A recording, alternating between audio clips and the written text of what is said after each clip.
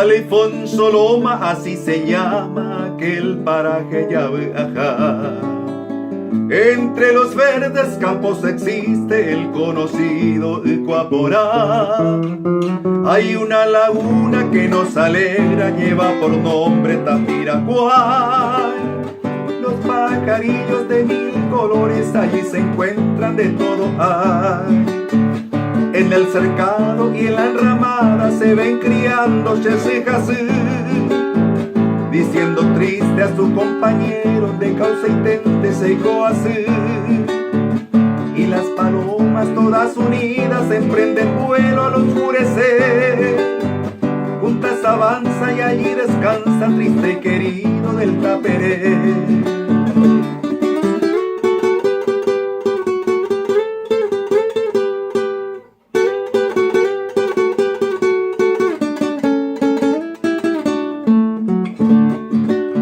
Las tortolitas también se quejan entre las ramas del Tataibá, diciendo a voces a su compañero Eyuco Apetachetopá.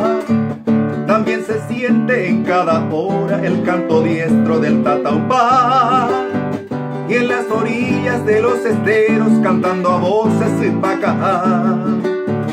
En esos montes tan florecientes se ve de lejos Tallipotí, las azucenas y flor de caña, aroma rico se evotí. Y por la noche se oye el silbido, ave nocturna cabureí. Triste que canta a los que pasan, también se siente el virayoshi.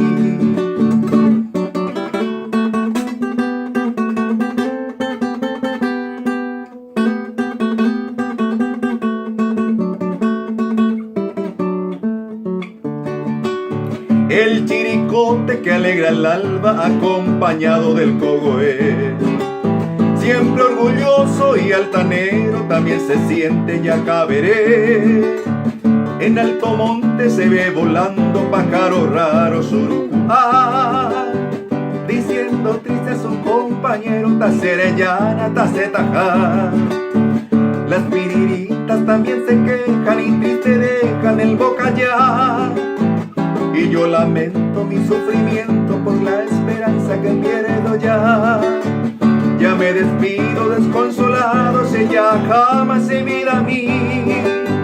Adiós paloma encantadora, nere eteba guavirami.